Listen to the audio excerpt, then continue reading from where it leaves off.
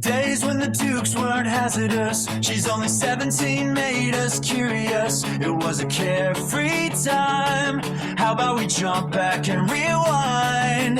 We were living on Winger and a prayer. Just garbage pail kids with mullets and big hair. Let's open up another pack. Gen X wants their future back. Break out the denim jackets with faded band patches. Share memories, Polaroid captured. It's the Gen X marks the spot podcast. From the Wherever I May Roam studio, it's Gen X Marks the Spot podcast, and I'm your host, Joe Augustine. Today, we have the legendary Graham Bonnet as a special guest.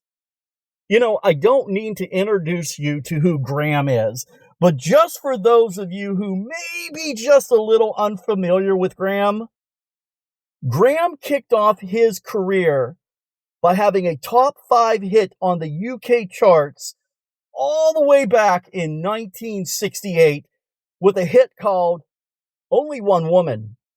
Now, before I go any further, Only One Woman was written by the Bee Gees. Yes, the disco dynamites themselves, the Bee Gees. Can you imagine if Graham went disco? Yeah, I don't want to go there. But hey, he got his start. That's all that matters, and the rest is rock history. And after some solo work, Graham got the opportunity to audition for Ritchie Blackmore's Rainbow and replace the legendary Ronnie James Dio. And you know what? Graham walked in and he owned that shit. Outside of Rainbow, Graham has also fronted the Michael Schenker Group, Alcatrazz, and my personal favorite, and many of you may not have heard of this band back in the 90s, Blackthorn. A very criminally underrated band. And now, at age 77, Graham has just dropped a brand new live album called Lost in Hollywood Again. This album was recorded a year ago at the Whisky A Go-Go. And let's be clear of something. This isn't a comeback album for Graham. It's just a reminder of who he is. A legend. In my opinion, one of the top 10 vocalists in the last 50 years of hard rock and heavy metal. And I know what you're thinking. Most people his age, they're long retired. Well, you would think that with Graham too. You know, he just put the live album out. What more does he need to do, right? Well, I'm going to tell you, and so is Graham.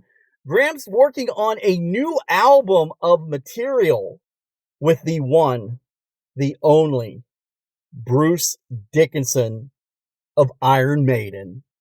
Holy shit. Bruce Dickinson and Graham Bonnet. Now, you can just put Bruce Dickinson in that top 10 category as well. I cannot wait. So before I get too far carried away in my own thoughts, let's turn up that boombox right now. Turn down your hearing aids if you have to. I'm not there yet. But never turn the music down. Blast it so loud your neighbors bitch and moan. And blast this podcast as well. Because here's my interview with the legendary Graham Bonnet. Well, I know yesterday you were not feeling well. And today I'm not. I went to the doctor today, and this doesn't go away in a few days. Yeah, I hate It'll go that. away. I know. Oh yeah, absolutely. Just give it time and rest. And at least you're not touring. You just got off that tour, so that's good. Yeah. But what we're doing though now is recording, and I'm saying I can't do it today. Oh. But anyway, we'll see what happens. I'll be all right in a couple of days, hopefully. Oh yeah, absolutely. Just like I said, give it time. I'm not a doctor, but I played one on TV, so. I knew that. That's where I heard that voice from. That's it. Yes. I mean, bloody hell. It's a real joy to be a singer and to get a cold like this or whatever the fuck it is. It just, you can't do anything. You know, you can't just turn a switch and turn it up to 11. You know, it's anyway. I won't talk about it anymore. I will be okay. So, Graham, welcome to the Gen X Marks the Spot podcast. You are now in the process, or actually, by the time this is going to air, it's already being released on December 12th, your Lost Yeah. in Hollywood Again album. Yeah. What made you select the perfect venue as the Whisky A Go-Go to capture that particular performance? Well, because everybody knows it. And people from out of town know the Whisky, and if they find out that we're playing there, they'll go and see us. You know, it's a very, very much a touristy place now. If you know what I mean. You know, everybody knows it all across the world, and also it's a good place to do a venue like that but it's just a well-known place, and it's all rock people, and it's something that I never really experienced in England. Like this, something completely different. It's very much a Hollywood crowd as well. With this live album, what made this Yeah. one more special just to come out during the holidays and so forth, or was it just the timing with the record release? Yeah, I mean, it's a bit of both, really. I mean, we put this out because it's that time that people saw what we're doing now live. So I think this was a good opportunity for people to see what I'm like and what the band is like. People come to see a real rock band, and I think that's what we are. After the show, a lot of young people came up to me and said, "You're the real thing, aren't you?" I said, "What do you mean?" So, well, you're the real thing. It's not it's not disco music. It's blood and guts. You can see what's happening.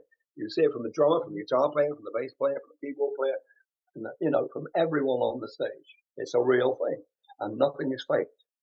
Well, I mean, you are definitely the real deal. I mean, your career has spanned from Rainbow to Michael Schenker, Alcatrazz to your own band.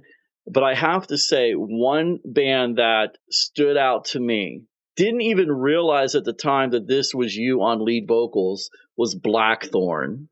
Oh, really? Yeah. Well, that was like good morning and goodbye. It was a very short time that band stayed together. And at that time when I made that album, I was living in Australia, so I was going backwards and forwards to do, to rehearse with them and play with them and make this album we did. And I thank you for saying that it's okay, but I was very, I didn't know where I was half the time. It's a long ride. I was living in Australia because Alcatrazz had gone away, it had ended, and I was living in Australia because my ex-wife is from there. So I was living in Adelaide, Australia for a while. And it was something which was fun because I got to play on the road out there in Australia with people I liked, But the album itself, I think, is pretty good. And, Bob Kulick is a great guitar player, was a great guitar player. Unfortunately, he's gone, and I can't believe it, And we played in Vegas with him, just before he died. And it's just the weirdest thing. It was his last show, and strange, but he was a good songwriter. I did not realize you were one of the last performers with Bob. Yeah. Well, he didn't. It was his last show with us to play because he'd sort of given up playing. He wasn't in a band or anything. He just came to play with us because, being friends from the past, Blackthorn and everything. He came up to play with this band, the Graham Bonnet band, so to speak, and he was very happy to do it. But the only way he actually came out of his shell was when he was playing. Now, back to your new release, the set list on the album, it spans your entire career. How did you go about choosing what songs were going to be on that live album? Yeah, well, that was from the band itself, from Bethany and with Conrad and the other guys in the band. And it was just, well, what should we do? What do you like singing, Graham? I like singing this. I like singing that. And Conrad pulled out a song, Too Young to Die, Too Drunk to Live. And I said, oh, God, really? I was a bit against that. But I knew why he pulled it out. Got a great guitar song. And he wanted to do it. He wanted to prove himself. Because he's playing Richie Blackmore, Yngwie Malmsteen guitar, and, also, Michael Schenker. He's got to rip all those guitar solos that they did off and make them sound as good as they did back then, or near enough as good. I think he did a great job. He always does. He's very versatile, and but we looked through all the stuff I've done over the past 2 million years, and there's a lot to choose from. Solo stuff, right back to 1968 when I recorded with my cousin a song called Only One Woman, which is like a song that's in 3/4. It's kind of bluesy. And it was written by Barry Gibb. And he wrote it for me and my cousin back then. That was a hit record in England. And then we go through my solo stuff with an album called Night Games. And then, well, there's so much to choose from. I sometimes didn't like their choices, but I said, why? Just because everybody loves it. And they were absolutely right, because you look down in the audience every night. This is the truth. Look down at the audience, I'm thinking, they won't know this bloody song. We're in America. I look down at the audience and think, well, won't know this song called Night Games? And I'm looking down there, and they're going, oh. They're singing the verses and the chorus. I said, they do know this stuff, you know. And so it's a surprise sometimes what people know, you know. Oh, most definitely. I mean, there are so many to choose from the catalog that you created over the years, and this is probably the song that everybody goes to, but for me it is still Since You've Been Gone. I mean, me too. I like doing that song. I love it now. It's become like hey, I can't fail. As long as I sing Since You've Been Gone, everybody loves me, you know. And it's more fun now singing it now than it was back in the day, because it was sort of like, oh, we don't want to do this song. You know, when Rainbow was, live and putting it out and doing all that stuff. Nobody wants to do that song until Bruce Payne, their manager, said, you got to do it. You got to be more radio friendly and a little bit more commercial. And so that's what we did. And we changed the arrangements a little bit. And it turned out well. You know, I like singing it, you know, and I think I did a reasonably good vocal on it, except I remember when I finished the lead vocal, the manager of the band, Bruce, came into the studio and he was listening to the finished track, and he said, what about the first verse, Graham? I wanted to do that again too. And Richie or Roger or somebody came up and said, no, leave it as it is. It's human. You know, if there's a crack in the voice or something like that, you know what I mean? It's not, it's not produced well sometimes, you know, when you're just warming up. The first verse of a song is always harder than the second verse of the song. And don't ask me why, but that seems the way it goes. It's strange. It's like you're all ready for the second verse, you know. But everybody loves that song when we play live. There's no doubt about it, you know. And I love that feeling. Well, you know, it was funny because I had mentioned to my oldest at one point several years ago, I was like, oh, I'm going to pop in this song, you know, by Rainbow, Since You've Been Gone. And he looks at me and he goes, Dad, that's Kelly Clarkson. I'm like, no. We're talking about a completely different song. And what I'm going to be playing, you need to hear. We are not even in the same category as Kelly Clarkson's song. Yeah. You know, one day, another version of my band, not this band, but Alcatrazz, we said, okay, now we're going to do Since You've Been Gone. And we put that Kelly Clarkson thing on. I lip synced to it. Oh, no. And I went, what the fuck? You know, it was funny.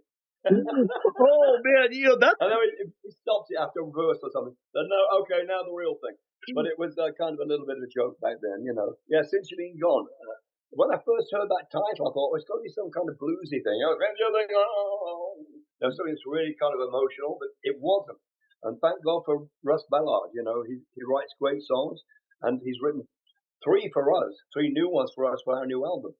You know, but he's a great writer, and he's just got his head screwed on the right way to match the song to the voice. He knows my voice backwards because I've known him for so long.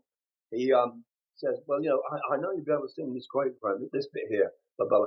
He knows me, you know, and I know him. I know how he sings, you know, from and if it's bad, don't let you get you down, from Argent days, you know. So it's good. He's a good writer and a good friend. Thank you, Russ. Now, speaking of the new album, I know it's not ready to be completed yet. One of the songs that is on the new album, the I can't even say it. The fifth. I know, I can't either. Yeah. The Fifth Force of Nature with Bruce Dickinson. Yes. How did that all come about? I know. Yeah, I was going to change that freaking title, but that's in the song. It's about it's about like the other dimension kind of thing. There's a fifth force of nature, but we don't know what it is. And they're actually I think it's in this country, in America, they're building a machine to try and find this other dimension. So I hear. So, and it's, and I said to Conrad, who was, engineering and stuff with me, he said, I said to him, it sounds wrong. I can't sing fifth force. There's too many F's. Fifth force. I sound like bloody Sylvester the Cat, you know what I mean? It's like that. So I said, what I'll do to sing that phrase, I'll go the fifth, force of nature. And it worked that way. And so when I'd done my bit, I said to him, to Conrad, before he, showed this song to Bruce, I said, do you think he's going to like this? And I couldn't believe it. Bruce took it, he put his arms around it and loved it. He sang it great, and he performed it great in the studio. I saw he was putting all his heart into it like he does. And I'm so happy. He's such a good friend and such a great singer, So I'm proud of that song. Fifth force of nature. Fifth force. Well, why do they have to build a machine? Aren't you the fifth fourth of nature with your voice? I am. Yes. I know. I don't even know if that's a real thing, but it seems that it is, because it seems we only know, the four, fourth dimension, and they're always speaking of what's the fifth dimension? It's the name of a band, right? Right. But there's something else we don't know about, and I sort of made it up about where we are. Are we really here?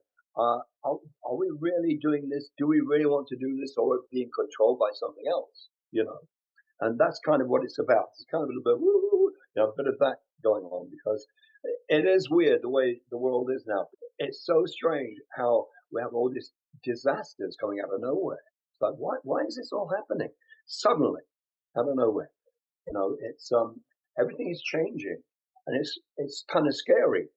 With Bruce being on the new upcoming album, he said he never typically does guest appearances on other artists' albums. What was the exception for you? Well, he likes me very much.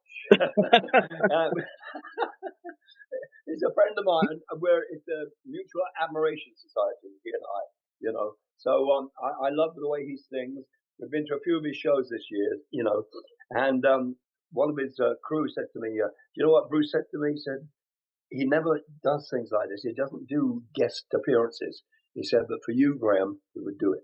And that was such a nice thing. He's a great guy. He would be like the sixth force of nature. Yes, he will be. Absolutely. Yeah. Now, let's look real quick here at a couple of things I just wanted to go over with you. So when can the fans expect to hear the fifth force of, the fifth force of nature? Will that be the first release from the new album? I don't know yet. We don't know which song's going to turn out great. That's probably one because Bruce is on it.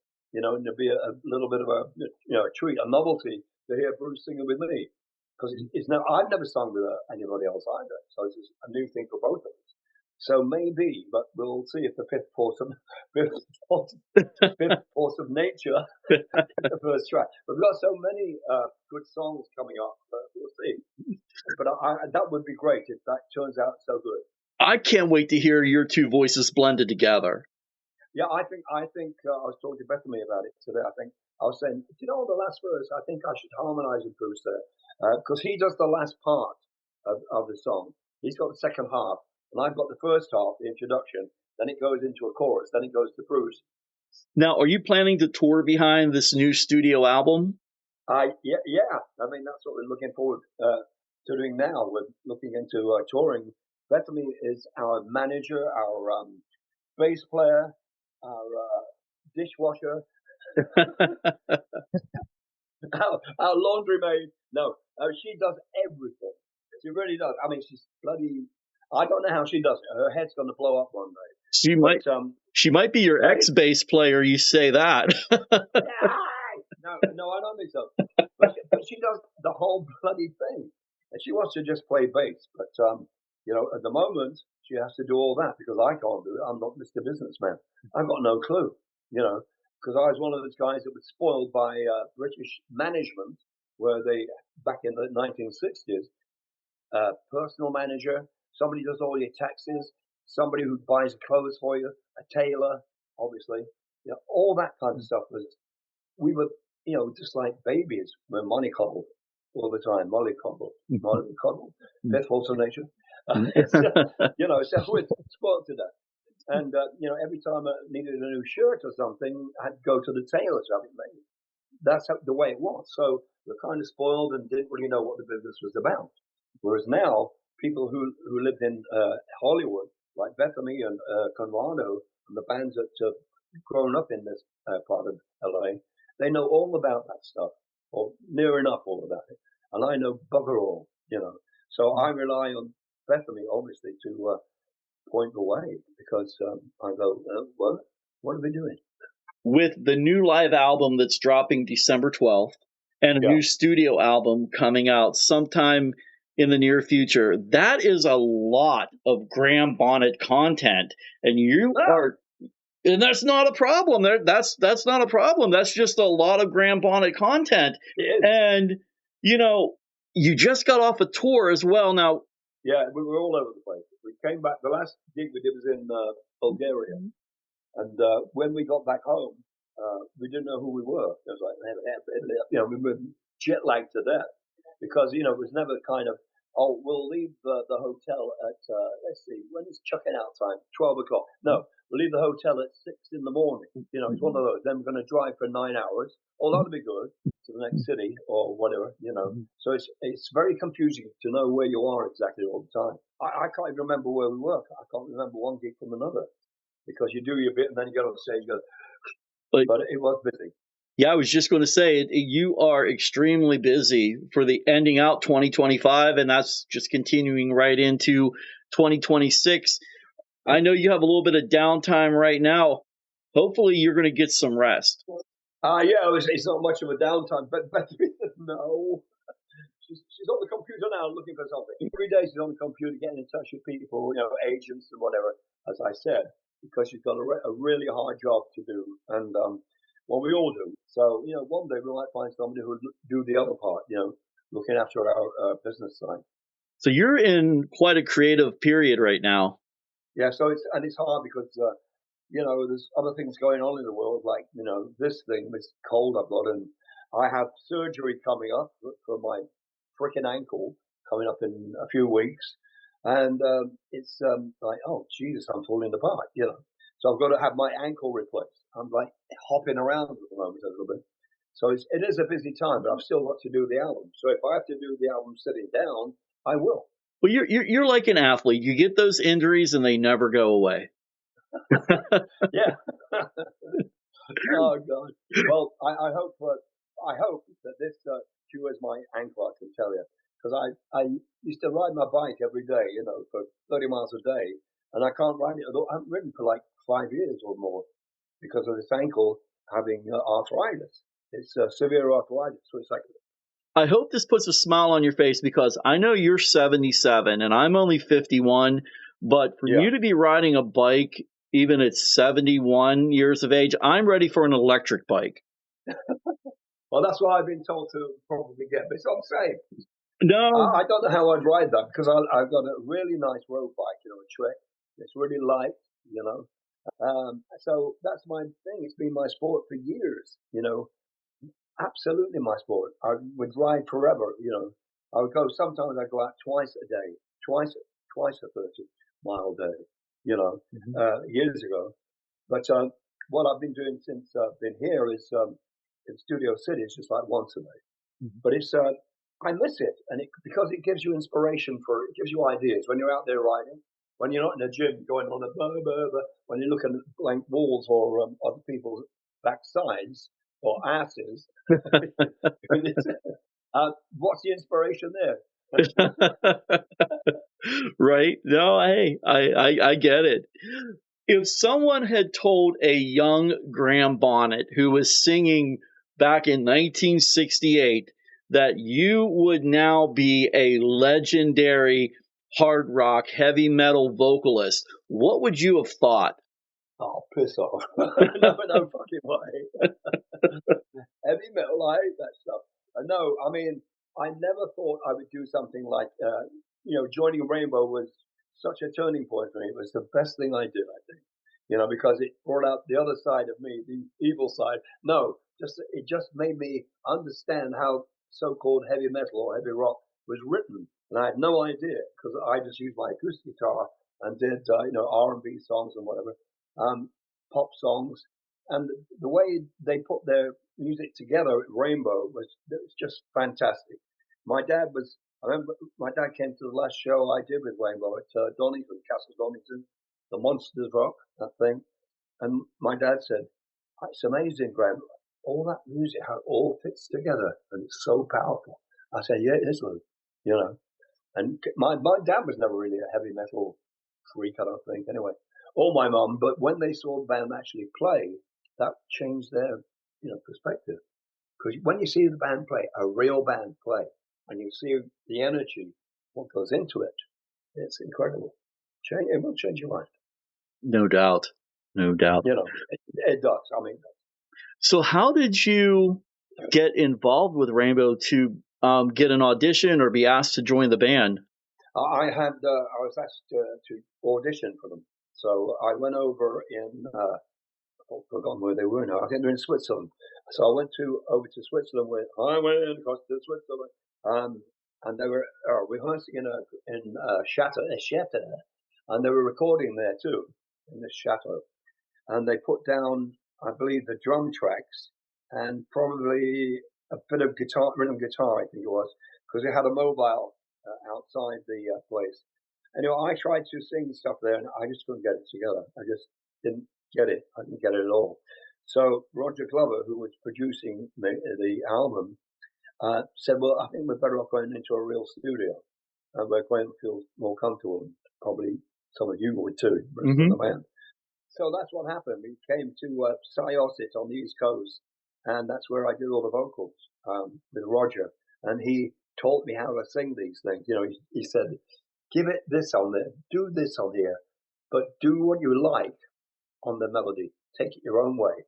Roger wrote all the words, and I looked at the words and so, okay, so I'll do this first verse like this, shall I, Roger?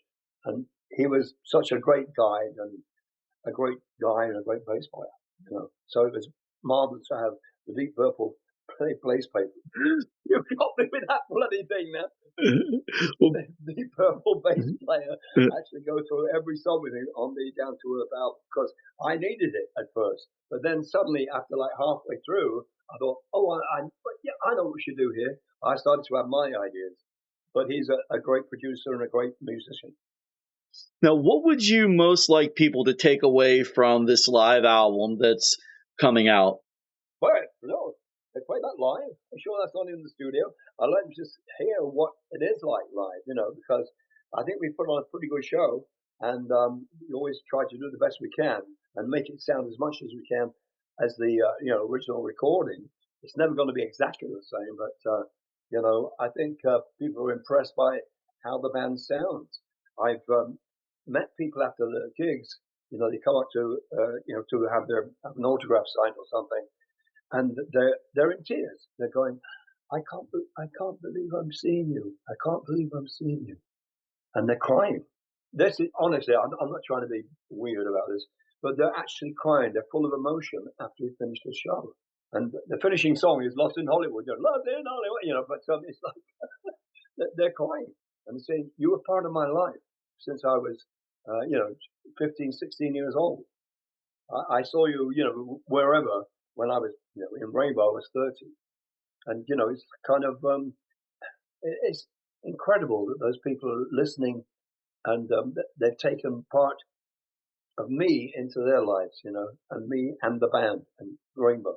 I mean, to me, that's just a statement of how well loved you are by the rock community and the impact that you have created for people over the years. Well, yeah, but it's something you don't expect, though. It's like, what's up with you? Because these guys coming up, they've got their gear on, the rock gear, and they're about 10 feet tall, and "Hi, Graham," and they start crying. "Oh, God, what's the matter?" And then they laugh and say, "Oh yeah, I'm sorry." But these guys are really sincere when they say that you're part of their life. We really are. Well, and that's kind of how I was when we started out the interview. That's why I wanted to let you know I would prefer to call you Mr. Bonnet out of respect to you, but for the recording and the podcast sake, I was just going to call you Graham. So, to me that, and I'm sure to you as well, that just shows how much I respect you as an artist and as a person.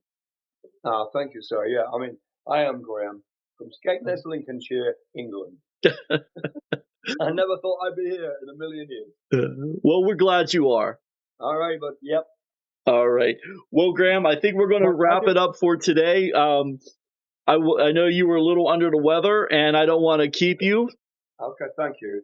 No. Yeah, I will be okay in a couple of days, I hope. All right, Graham. Well, hey, you have a great holiday season, and I'll be looking forward to the new album that's going to be coming out here in the coming months. All right. Well, thank you, sir. Thank you very much. That was fun. What an incredible conversation that was. Graham Bonnet, a legend who continues to defy every expectation we have about aging rock vocalists. All you have to do is listen to Lost in Hollywood Again, his new release. And as I said earlier, if you haven't picked it up, do yourself a favor. It is a must. This is Graham Bonnet proving that he is still at the top of his game. You know what I really respect about Graham is that he knows what he can bring to the table and what he can't. He's not trying to fake it or to pretend to be something he's not at this stage of his career. And this just leads right into Graham still genuinely enjoying meeting and greeting with fans. And you can hear it in the way he talks about it. There's no obligation there.